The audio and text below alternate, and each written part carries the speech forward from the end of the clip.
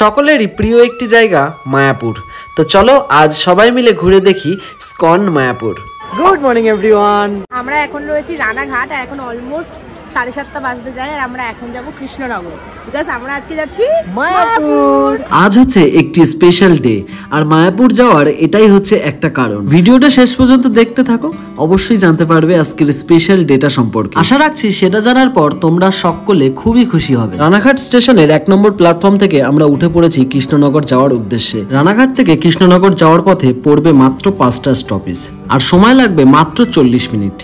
এখন টাইম হচ্ছে অলমোস্ট 8:30 আর আমরা পৌঁছে গেছি কৃষ্ণনগর স্টেশন আর এখান থেকে নিয়ে নেব অটো। কিন্তু এই টোটো স্ট্যান্ড আছে।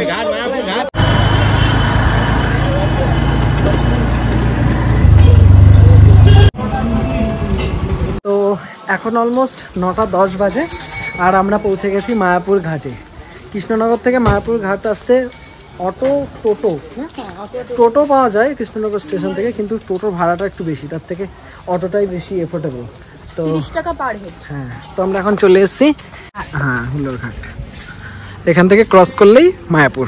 কেমন এক্সাইটেড? হ্যাঁ খুব। কত করে নিল টিকিট? 3 টাকা করে। 3 টাকা? 6 টাকা। ওকে ওকে। ওয়াও, কিন্তু নদীতে এত নোংরা হয়ে গেছে নদীটা রে। আস্তে আস্তে।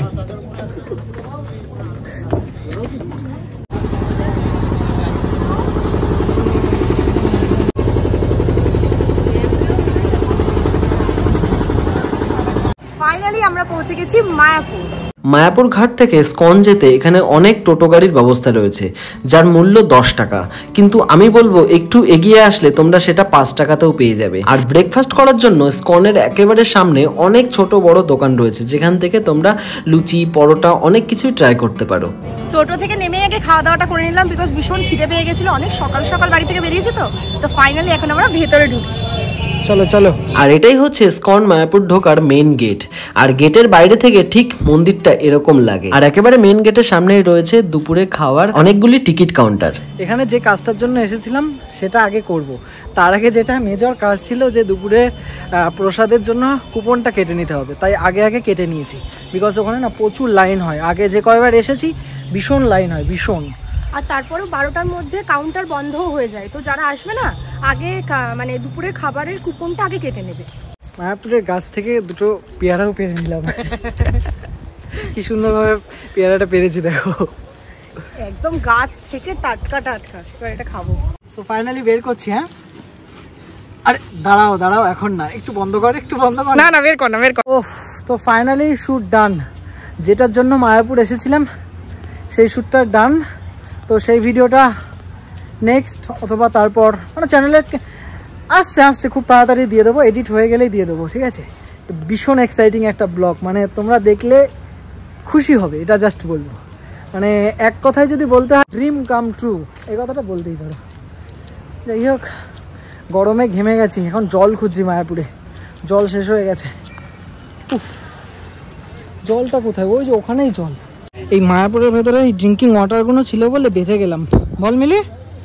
এই গরমে একদম খেতে পারি না, ভরে গেছে। বন্ধ হচ্ছে না। এটা হলো এশিয়ার সবথেকে বড় মন্দির, যেটা এখনো পর্যন্ত পুরোপুরি কমপ্লিট হয়নি, বাট হ্যাঁ কাজ কিন্তু চলছে আর মনে হয় 25 সালের মধ্যে কমপ্লিট হয়েও যাবে। ওখানে ইনস্ট্রাকশন রয়েছে, তো ওখানে লেখাই রয়েছে যে কবে চালু হবে, 2025 সালেই হয়ে যাবে। হ্যাঁ 2025 সালের মধ্যে হয়ে যাবে। আর মন্দিরটা হয়ে গেলে না খুব সুন্দর দেখতে হবে, বিকজ এখনই বাইরে থেকে মানে প্রচুর সুন্দর দেখতে লাগছে। ভেতরে ঢোকার জন্য এখন লাইন দিতে হবে, এটা হলো জুতো রাখার লাইন। কতটা বড় বাবা, এটা রেডি হয়ে গেলে আমি খুব এক্সাইটেড এটার ভেতর ঢুকবো। তুই এক্সাইটেড? ভীষণ। আর এই যে মন্দিরটা দেখতে পাচ্ছ, এটা হচ্ছে সেই সন্ধ্যা আরতি হয় সেই মন্দিরটা। আর এই যে এখানে সিকিউরিটি চেকিং হয়ে ভেতরে ঢুকতে হবে, জুতো খুলে। অবশ্যই জুতো খুলে। আমরা এখন ঢুকছি না, আমাদের একটু তাড়া আছে, বাট নেক্সট টাইম অবশ্যই ভেতরে ঢুকবো।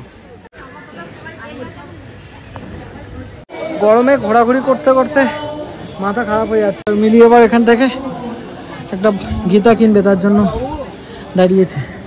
কোনটা নিচ্ছি সেটা? আর এই স্কন মায়াপুরের ভেতরে রয়েছে একটি হিউজ মার্কেট। মায়াপুরের স্মৃতি হিসেবে কিছু বাড়িতে নেওয়ার জন্য তোমার কাছে থাকবে প্রচুর অপশন। এখন আমরা খাবারের জন্য যাচ্ছি।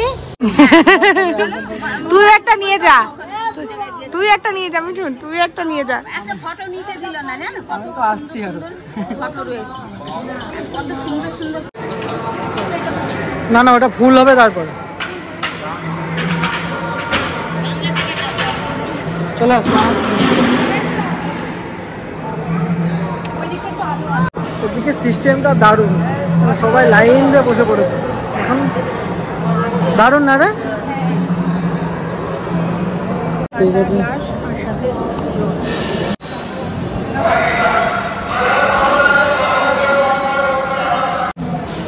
ভালো ভালো লাগছে আপনার?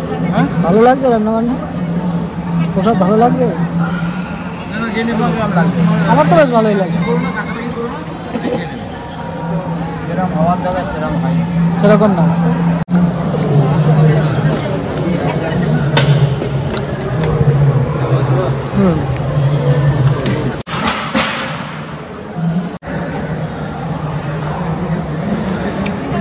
কি খাচ্ছিস? আচ্ছা না, মিক্স ভেজ, মিক্স ভেজ দিয়ে মাখিয়ে নিয়েছি।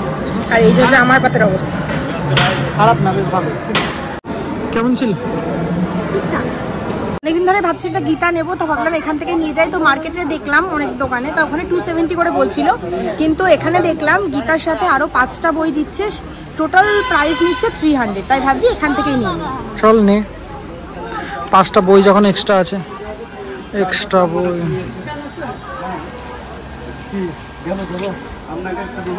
ক্যালেন্ডারটা দেখি। বই নিয়েছিস?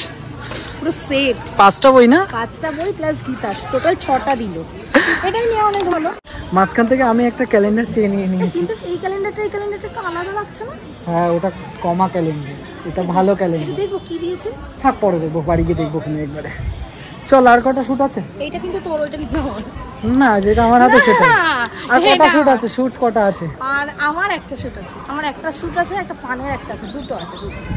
চল তাড়াতাড়ি শুট করে বেরোবো, আর ভালো লাগছে না, ভীষণ গরম লাগছে। পায়ে ব্যান্ডেজ পেঁচিয়ে এসছে আজকে শুধুমাত্র এই শ্যুটটা করার জন্য। কি মেহনত করছে মেয়েটা। ওহ বাবা, প্রচন্ড কষ্ট হয়ে গেছে। এখন আমরা বাড়ির দিকে যাচ্ছি। আজকের মতো বাই, আর পাচ্ছি না। বাই।